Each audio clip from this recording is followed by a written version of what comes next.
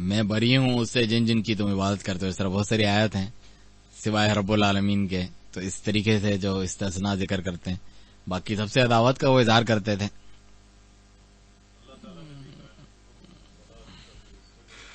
بالکل مختلف راہوں کی پیروی نہ کرو.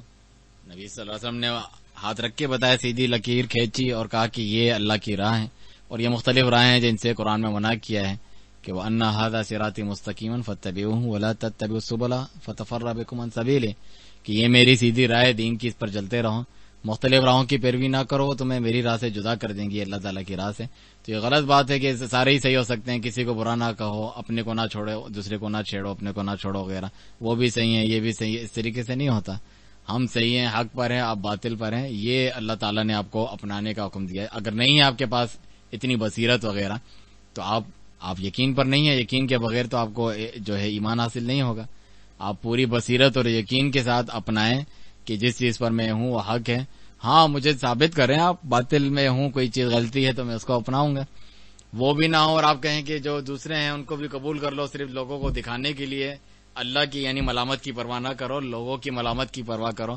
اس لیے باطل کو بھی جو ہے تھوڑا سا ہلکا ہاتھ رکھو، اس کو برا نہ سمجھو، وہ بھی صحیح ہے یہ بھی صحیح ہے. یہ تو باطل پرستوں کا طریقہ ہے کہ وہ سب کو جو ہے حق پر باور کرانا چاہتے ہیں، لوگوں کی خیر خواہی نہیں چاہتے، ان کو دھوکے میں رکھنا چاہتے ہیں. ثابت یہ کرتے ہیں کہ ہم بڑے اچھے، بڑے اعتدال، بڑے پیار محبت بانٹنے والے ہیں، لوگوں کو برا نہیں کہتے. غلط کو جو غلط نہیں کہتا وہ خود غلط ہے. یعنی اللہ تعالیٰ نے سکھلایا ہے کہ آپ جو ہیں غلط کو اس کے اصول کے مطابق حکمت کے ساتھ وغیرہ غلط کہیں، دلیل قائم کریں، حجت قائم کریں. انبیاء کرام اسی لیے آتے تھے، یہ تو نہیں آتے تھے کہ قل یا ایھا الکافرون لا اعبد ما تعبدون. اس طریقے سے ذکر کیا جاتا ہے کہ ایک کافروں جس میں عبادت نہیں کرتا جس کی تم عبادت کرتے ہو. حالانکہ اس میں تو اور بڑا نقطہ ہے کہ وہ تو اللہ کی بھی عبادت کرتے تھے، ساتھ میں شرک کرتے تھے، پھر بھی انکار کیا کہ میں شرک والی عبادت نہیں کرتا. تم اللہ کی عبادت کرتے ہو، میں بھی کرتا ہوں، لیکن تم اس سے ایکسٹرا پھر اوروں کی بھی ساتھ کرتے ہو شرک، میں وہ نہیں کرتا. لا اعبد ما تعبدون. چاہے جائے کہ لوگ ڈائریکٹ ہی کسی اللہ کو چھوڑ کے غیروں کی عبادت کرتے ہیں، انبیاء اولیاء کو پکارتے ہیں.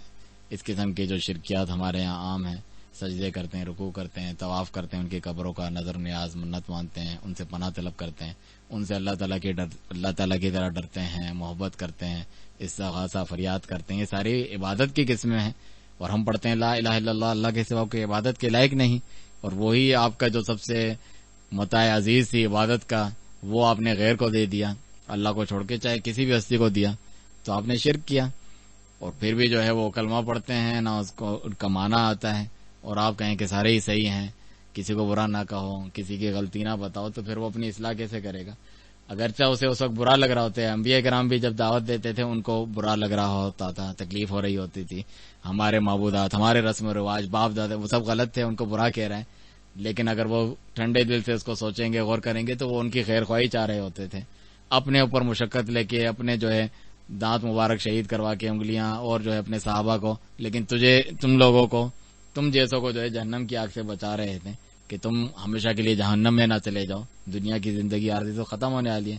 دنیا اور آخرت کی جو بھلائیاں خیر میری پیروی میں ملے گی، توحید اپنا کر ملے گی.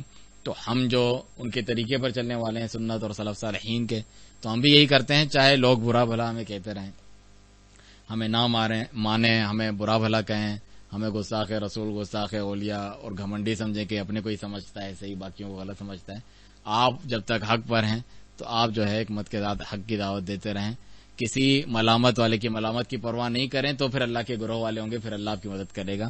جب آپ نے اس کی پرواہ کر لی تو پھر لوگوں کے سپرد اللہ تعالیٰ کر دے گا. نہ پھر جو ہے آپ صحیح طور پہ دعوت دے سکیں گے، مداحنت کریں گے، اللہ تعالیٰ کے دین کا سودا کر دیں گے اپنے عقیدے منہج کا، جس طرح بہت سارے لوگ کرتے ہیں اور سمجھتے ہیں کہ ہمیں سب پسند کرتے ہیں، مقبول عام ہے. اللہ تعالیٰ کے یہاں وہ کوئی قابل قبول نہیں ہے. ان کا خسارہ ہے دنیا اور آخرت میں، اپنا بھی اور لوگوں کا بھی وہ لوگ نقصان کرتے ہیں. ان کی کوئی خیر خواہی نہیں چاہتے لوگوں کی، جبکہ یہ عہد لیا گیا ہے، رسول اللہ صلی اللہ علیہ وسلم نے یہ عہد لیا کہ سب کی خیر خواہی چاہنا. تم الدین النصیحہ، دین تو نصیحت کا نام ہے، خیر خواہی کا، کہ ہم ان کی بھلائی چاہتے ہیں جو اپنے لیے چاہتے ہیں.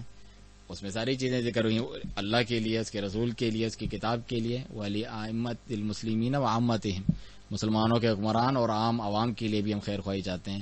وہ صحیح عقیدے پر آئیں، وہ شرکیات چھوڑ لیں، وہ سنت کی پیروی کریں، بدعات کو چھوڑیں، وہ سلفی منہج کو اپنائیں، مختلف جماعتیں، ٹولیاں، حزبیات وغیرہ ان چیزوں کو چھوڑیں جو ہم اپنے لیے پسند کرتے ہیں، ان کے لیے پسند کرتے ہیں۔ اللہ سبحانہ تعالیٰ عمل کی توفیق دے۔